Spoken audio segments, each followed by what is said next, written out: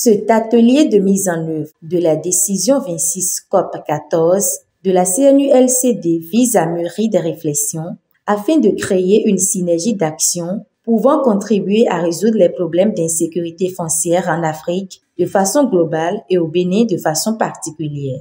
En fait, cet atelier a été organisé pour essayer de voir comment on peut concilier les efforts des organisations de la société civile qui travaillent sur le foncier. Parce qu'il y a beaucoup d'efforts, beaucoup de contraintes, beaucoup de défis sur le foncier actuellement. Et nous comprenons aussi que les acteurs ne peuvent pas aller individuellement. En tout cas, si on veut avoir plus d'impact, il est important qu'on crée des synergies, qu'on se mette ensemble. Les principaux acteurs confrontés aux problèmes fonciers sont entre autres les éleveurs, les producteurs, en l'occurrence les productrices. C'est les acteurs qui sont dans l'exploitation, qui sont cultivateurs, qui sont éleveurs, qui sont pêcheurs, qui nourrissent les villes. Des fois, les femmes n'accèdent qu'à ce genre de ressources naturelles pour pouvoir cultiver la nourriture, pour avoir accès aux herbes médicinales ainsi qu'aux arbres médicinaux. Aussi, en tant que femmes, c'est nous qui souvent préparons la nourriture dans le contexte africain. Et des fois aussi, c'est nous qui cherchons le bois pour chauffer, pour préparer la nourriture et toutes ces choses. Donc, nous, en premier lieu, bien sûr que nous vivons souvent cette discrimination en matière d'accès à la terre, aux foncières généralement et aux autres ressources naturelles. Les participants espèrent à la fin de l'atelier